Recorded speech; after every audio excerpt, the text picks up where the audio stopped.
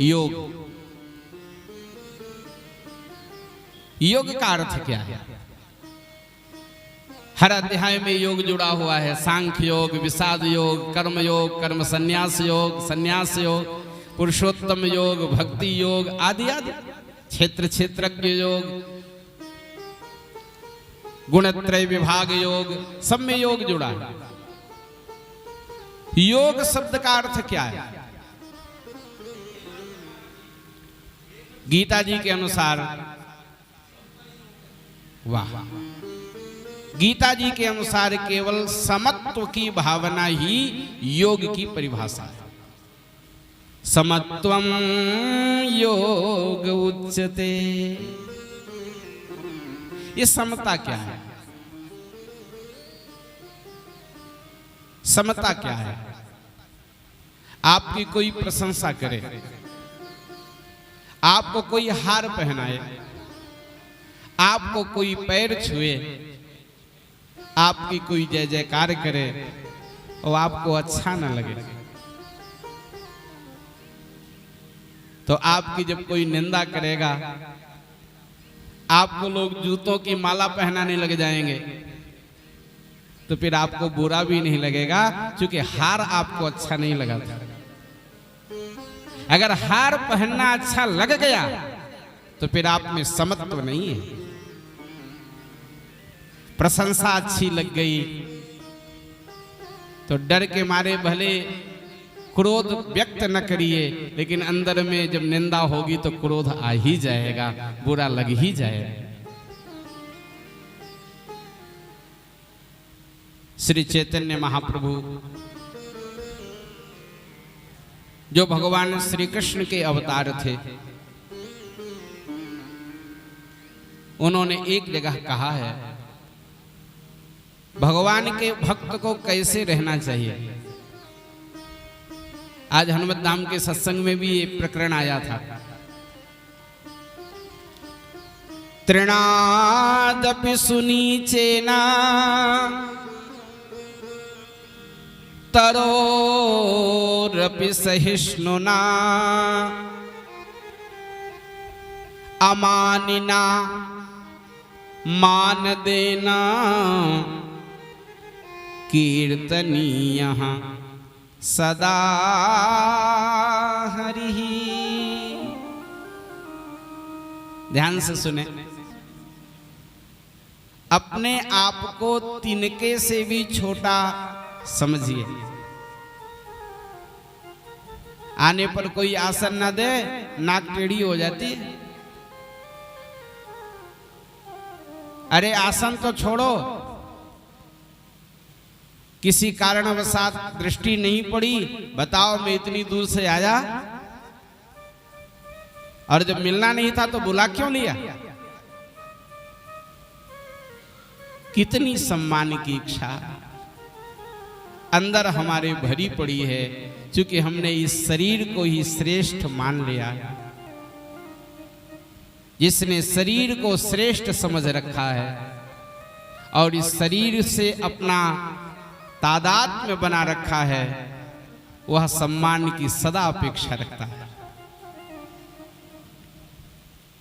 अपने आप को तिनके से भी छोटा समझिए।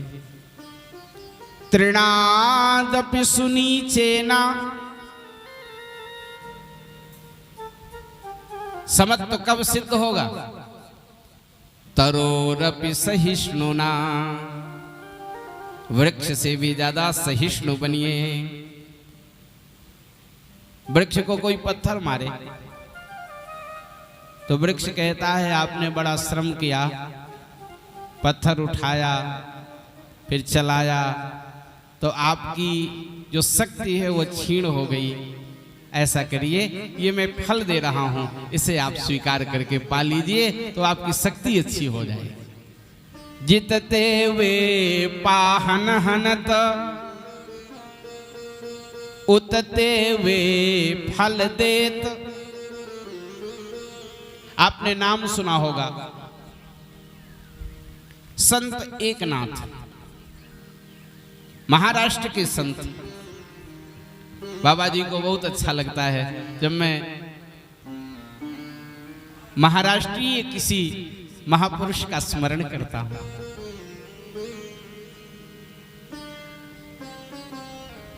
महाराष्ट्र में ऐसे ऐसे महापुरुष हुए जिनका नाम लेने से हमारा कल्याण हो जाए। संत एकनाथ जी को भगवान ने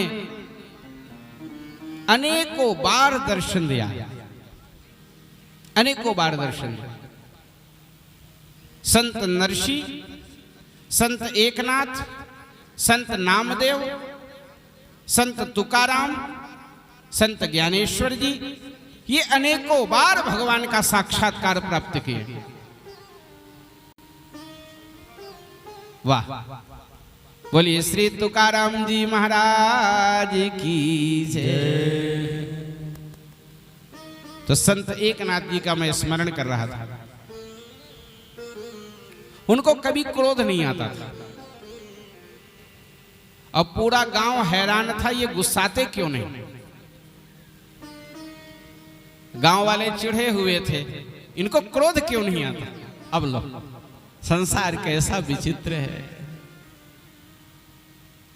संयोग से उस गांव में एक ब्राह्मण आ गए।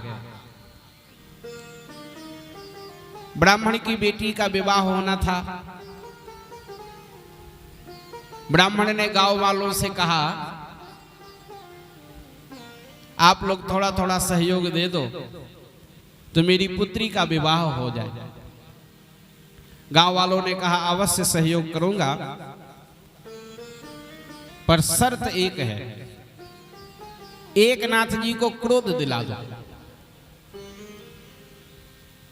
हमारे गांव में एकनाथ नाम के एक ब्राह्मण हैं, उनको क्रोध दिला दो तो जितना कहोगे उतना सहयोग कर दूंगा। अच्छा, दूसरे को गुस्सा दिलाना कितना सरल काम है। हम कथा कह रहे हैं और आप बड़े प्रेम से सुन रहे हैं, और आरती हो जाए और दो चार लोग मेरे पास आ जाओ, पंडित जी यहाँ जो सुनाए तो सुनाए, अब दोबारा मत सुनाना ऐसा कहीं, तो अपने आप क्रोध आ जाएगा कि नहीं।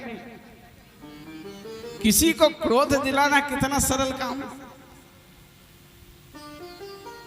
वो ब्राह्मण खुश हो गया, अब तो मेरा काम बन गया, जाऊंगा उनको क्रोध दिला दूंगा और ये सब गांव वाले मेरा सहयोग कर देंगे। तो ब्राह्मण एकनाथ जी के घर गया। एकनाथ जी मंदिर में भगवान की सेवा कर रहे थे। वो जूता पहने पहने मंदिर में घुस गया। क्रोध दिलाना है ना भाई, इस अवस्था में हमें देखेंगे तो क्रोध कर देंगे।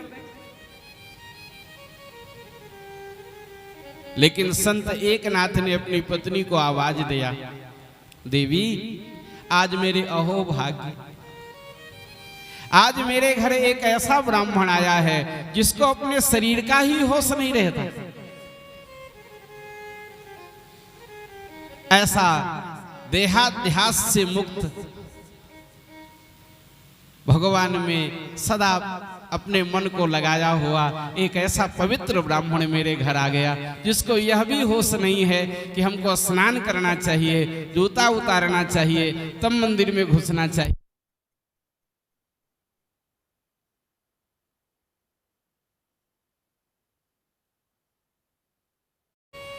स्नान कराओ, पवित्र वस्त्र धारण करवाओ।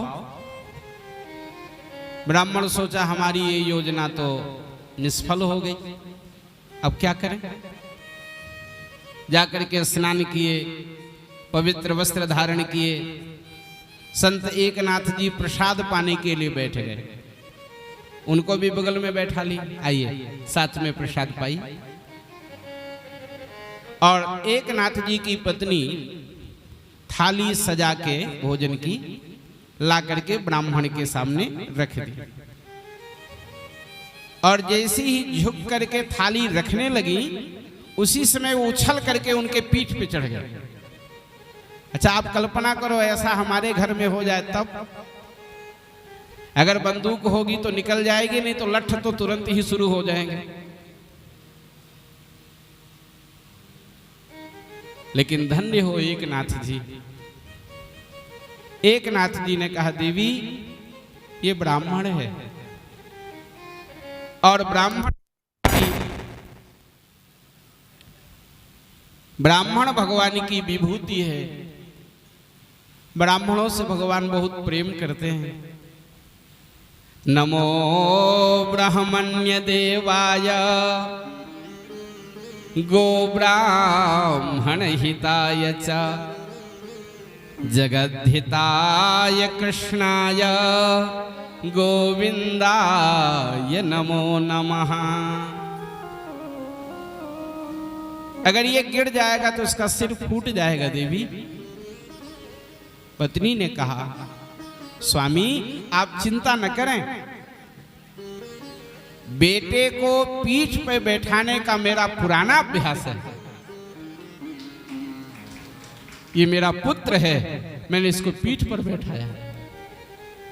वो ब्राह्मण उस देवी के चरणों में अपना माथा रगड़ने लगा और रोने लगा, हे मां मुझे क्षमा कर दो, मुझ पापी को क्षमा कर दो। श्री एकनाथ जी ने ब्राह्मण को हृदय से चिपकाया और बड़े प्रेम से पूछा आपने ऐसा क्यों किया। उस ब्राह्मण ने कहा महाराज मैं विवश हूं, मेरी पुत्री का विवाह होना है, मेरे पास धन नहीं है, मैं आपके गांव में सहायता मांगने आया था। आपके गांव के लोग कह रहे थे एकनाथ को क्रोध दिला दो तो मैं सहयोग करूंगा, तो मैं आपको क्रोध दिलाने आया था। एकनाथ जी हंस पड़े, ये पहले ही हमको बता देते तो मैं क्रोध कर देते, आप पहले क्यों नहीं बता दी। इसका नाम है समत्व। समत्वम योग उच्यते। जिसके जीवन में ऐसी समता आ गई, पत्नी के पीठ पर बैठने वाले को भी अपना पुत्र मान रहा है, वह समत्व योगी है और वह योगी है और उसकी चर्चा गीता में जी में की गई है।